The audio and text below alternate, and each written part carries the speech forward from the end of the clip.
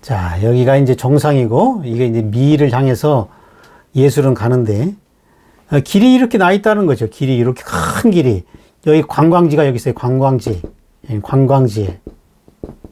여기까지 찻길이 있어요. 찻길 타고 가면 되는 거예요. 여기를 그냥 이 숲길로, 옆에 숲이, 숲으로 혼자서 가지 말라는 얘기예요. 가다가 인생이 끝나요. 여기까지 가기도 어려워요. 관광지 이후에는 오솔길이 있어요. 이건 아스팔트. 이건 오솔길.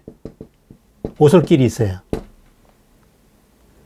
그 길이 좁아지기 때문에, 그러나 뭐 오솔길이 있으니까 감사한 일이죠. 누군가 길을 낸 거거든요. 뭐 여기까지는 따라갈 수 있어요. 근데 여기서부터는 길이 없어요. 길이 없다는 것은 내가 길을 만들어야 된다는 얘기고요. 길을 이렇게 만들면은, 네? 이 만들어진 이 길은 이것은 새로운 거예요. 이것이 새로운 거예요. 이걸 창조된 거예요. 여기를 올라가면은 전망이 달라져요. 아무도 그런 경치를 본 사람이 없기 때문에 새로움이 나온다는 거죠. 새로움. 그래서 새로움이라는 것은 예술가가 미의식이 있다는 하나의 증거예요. 증거. 그러니까 우리가 작품을 볼 때 새롭냐 새롭지 않냐를 보거든요. 잘 그렸느냐 못 그렸느냐를 보는 것이 아니라, 그렇게 보면은 식별이 어려워요. 좋은 작품을 구분할 수가 없어요. 왜냐하면은 비행기 타고 여기 갈 수 있으니까요. 예? 헬리콥터 타고 쭉 타서 딱 내릴 그 경우와 여기를 급부해서 올라가는지를 식별할 수 없어요. 결과가 같기 때문에. 우리가 작품을 평가한다는 것은 아름답냐 아름답지 못하냐, 잘 그렸느냐 못 그렸느냐, 그것이 아니라 새로움이 있느냐 없느냐, 새로움이 있느냐 없느냐, 많이 본 듯하냐 본 적이 없는 풍경이냐. 근데 어떤 경우는 이런 경우가 있어요. 나는 다른 사람의 작품을 본 적이 없고 그냥 내 스스로 그림을 그렸는데 남들이 보고 내가 그린 것을 누구 보고 베꼈다고 얘기한다. 뭐 그런 적 많이 있죠. 그건 어떻게 해야 되느냐. 그런 경우. 나는 분명히 내가 다른 사람의 작품을 참조한 적이 없는데 자꾸 모작이라고 그렇게 모함을 한다는 거예요. 그런 경우는 이 길이 있는 거를 자기가 확인을 안 한 거죠. 길이 있는데 자기는 이 길로 안 가고 자기는 어렵게 이 길로 해서 올라갔는데, 그래서 이제 결과는 같이 나왔지만 풍경이 같아요. 여기 올라가면 같은 비유가 보이죠. 근데 자기는 어렵게 올라갔는데 쉽게 올라간 사람과 결과가 같아지는 거예요. 그래서 우리가 역사를 공부를 통해서 이 길을 파악해서 길이 난 길은 쉽게 가자는 얘기예요. 갈 수 없는 길을 가고자 하려고 할 때 거기서 진정한 새로움이 나온다. 여기는 가보지 않은 세계이기 때문에 예지계라고 할 수 있어요. 예지계. 가보지 않은 세계예요. 예지계. 가상계 또는 가상계. 가상계를 이걸 열어 보인다는 거죠. 이 꽉 막힌 요 난관을 야들야들하게 해가지고 이 강렬한 미식으로 이걸 녹이는 거예요. 이 장벽을 녹여가지고 야들야들하면 틈새가 생기거든요. 그래서 이제 여기로 갈 수 있는 길을 열어 보이는 거. 그런 작품은 걸작이라고 해요. 걸작. 근데 졸작은 미의식이 부족해요. 왜 부족하냐? 자꾸 의식이 과거에 사로잡히기 때문에 의식의 에너지를 온갖 이 장애를 녹이는데 대상이라는 건 경직되어 있는 대상을 말하는 거죠.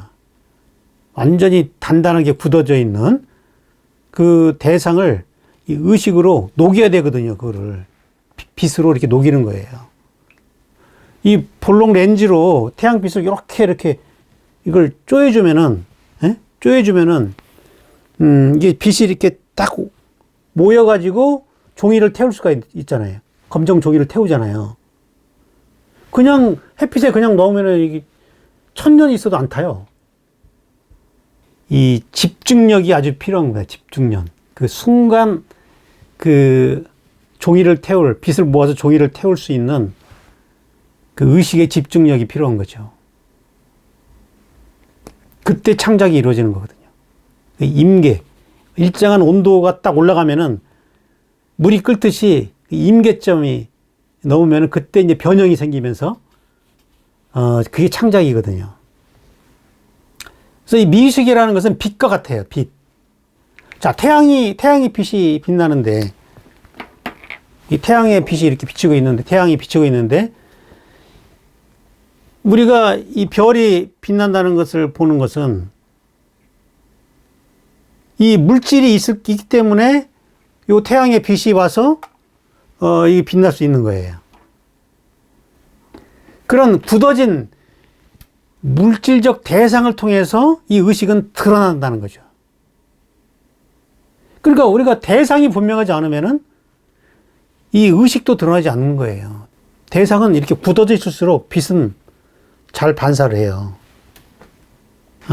그리고 예술가의 미의식이 경직성이 심할수록, 단단하게 굳어질수록 그것을 태우기가 어렵겠죠. 그죠? 반대로 훌륭한 예술가일수록 그것을 태울 수 있는 힘이 강하다. 좋은 예술가는 단단하게 굳어진 거를 태우는 사람이에요. 뭐 종이 같은 걸 태우는 사람은 뭐 이거는 뭐 평범한 예술가하고 돌처럼 굳어버린 장작을 태울 수 있다. 에? 그런 사람들이 훌륭한 예술가죠. 대가들이고. 근데 자기가 뭘 태우는지도 모른다. 태워야 될 대상이 뭔지도 모른다. 이건 곤란하죠.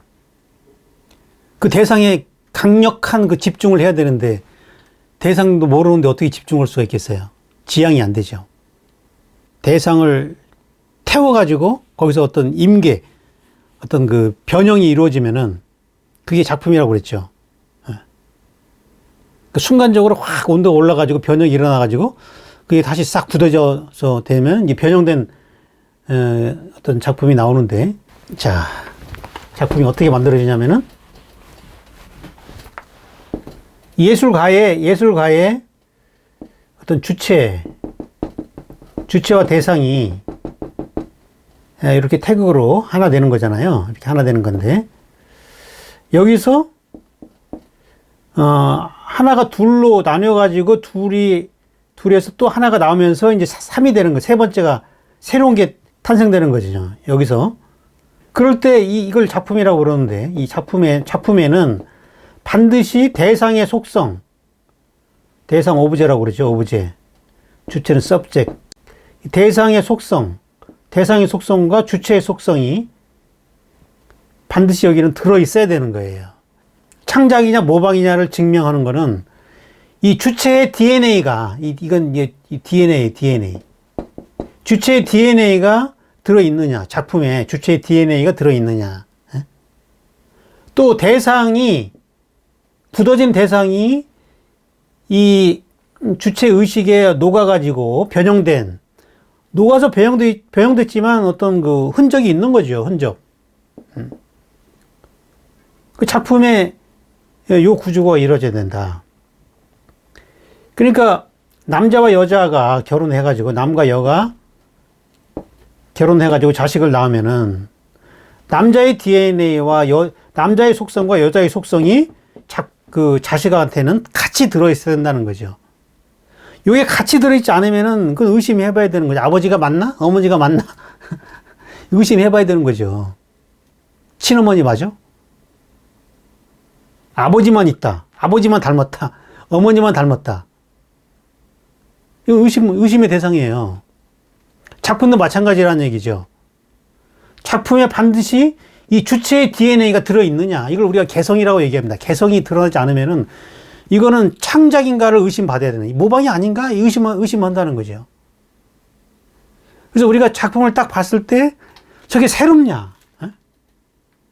물론 작품을 많이 안 본 사람은 구분할 수 없어요.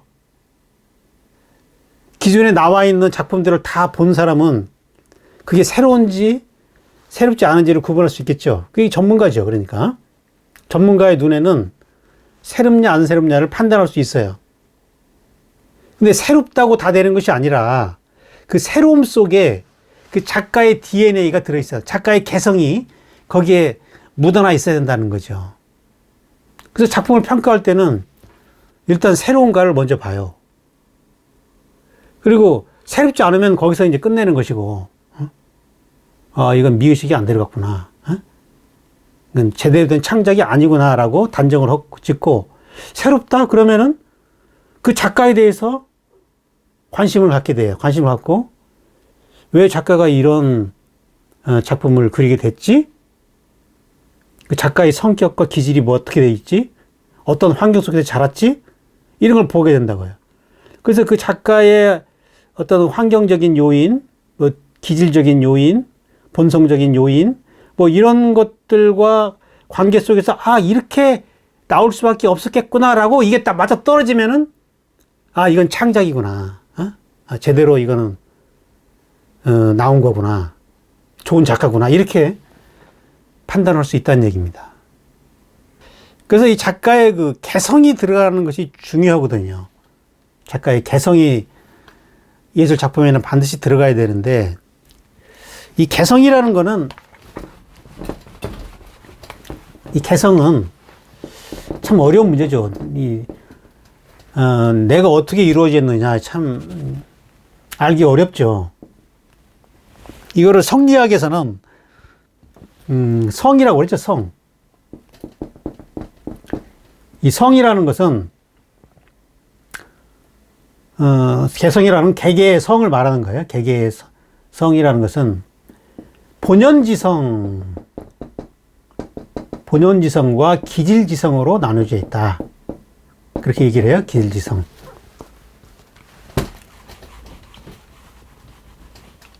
본연지성이라는 걸 뭐 본성이라고 우리가 그냥 간단하게 말해도 좋을 것 같아요. 하늘로부터 받은 품성이에요. 태어날 때부터 갖고 태어난 거예요. 선천적인 겁니다. 이거는 선천적이에요.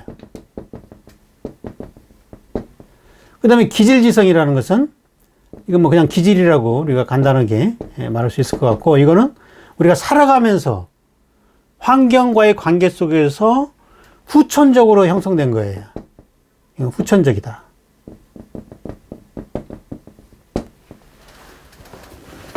타고난 본성이 있고, 내가 사회 생활하면서 후천적으로 만들어진 그런 기질이 있다는 얘기죠.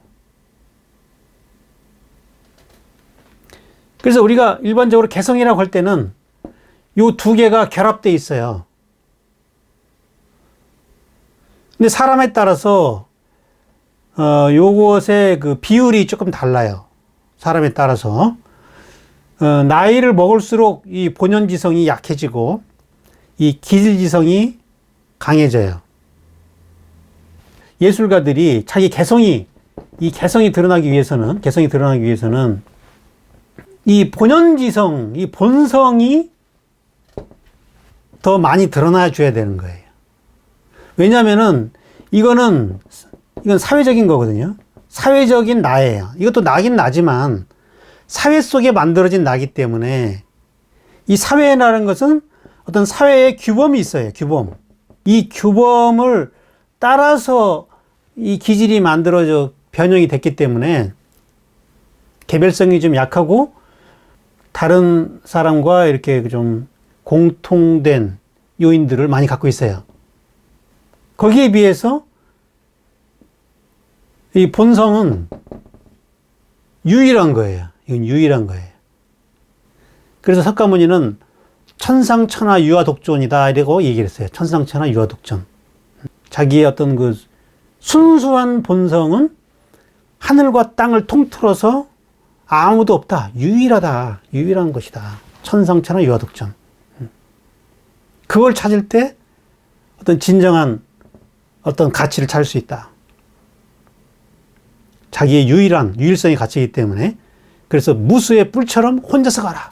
그렇게 얘기를 하죠. 잠깐 보니까. 예수는 독생자라고 얘기하죠. 독생자. 유일한 존재죠. 하늘로부터 부여받은 유일한 존재. 이걸 깨달으면은 자기가 유일한 존재가 되는 거예요. 예술은 이 기질지성을 극복해서 이 본연지성으로 가는 과정을 보여주는 건데 그 과정에서 자기의 개성이 드러난다는 거죠. 개성이. 근데 처음에는 이 기질지성이 강하게 나타나기 때문에 이게 난가 하는 의심을 갖게 되는 거죠. 타자화된 나잖아요. 순수한 내가 아니라 다른 사람으로부터 사회적 규범들을 강요받아서 만들어진 거기 때문에 참 나라고 보기 어렵다는 얘기죠. 이거는. 그러나 여기에도 뭐 약간은 이것이 나뉘어지기가 어려워요. 이가 말한 것처럼 이게 리고 이게 기라면은 리와 기가 분리되기가 어려운 지점이 있기 때문에 이걸 완전히 이것이 분리됐다 이렇게 말하기도 어려워요. 이게 연결고리가 이렇게 됐다고 보는 거죠. 본성과 기질이 개성이라면은 이런 식으로 중첩되어 있기 때문에 좋은 작가일수록 요 본성이 더 강하게 드러나 있는 거죠. 그래서 예술가들은 현재의 나의 개성을 있는 그대로 믿어서는 안 되는 거죠. 왜냐하면 이것이 비중이 너무 클 수가 있기 때문에 기질이 이렇게 큰데 본성이 이만하다. 에? 이럴 수 있거든요. 그러면 이게 유일성이 안 나와요. 내가 그냥 순수하게 나의 그 의지대로 했는데도 독창성이 안 나오는 거예요. 이렇게 되면은 독창적이지 않아요. 그 본성을 자꾸 이거 키워갈수록 내가 하면은 그냥 다른 거예요. 그냥 유일성이 그냥 나와버리는 거예요. 독창성이. 그래서 이것이 이제 개성이 드러나게 되면은 거기에서 어떤 일관성이 나오는 거예요. 일관되게. 이 하나의 어떤 이런 필터를, 채 같은 필터를 딱 거쳐서 일관된 알갱이가 여기서 걸러져 나온다는 거거든요. 어떤 내용물을 놓든 일관되게 나온다. 이게 이제 개성이 확실히 드러났다. 이렇게 보는 거거든요. 그러니까 작품을 처음 발견했을 때도 이건 누구 작품이다 고 바로 알아보잖아요. 우리가 박수근 작품 같은 거 보면 처음 봐도 바로 박수근 걸 알아보잖아요. 그죠? 그 사람의 일관된 특징이 개성이 나타나기 때문에 그런 거죠. 그것이 하나의 또 정체성을 이루게 되는 거고요. 그 사람의 정체성을 이루게 된다. 그래서 작품과 인간은, 예술가는 닮아 있어야 되는 거죠. 형태적 닮음이 아니라 이런 본성과 기질에 있어서의 닮음이 있어야 된다.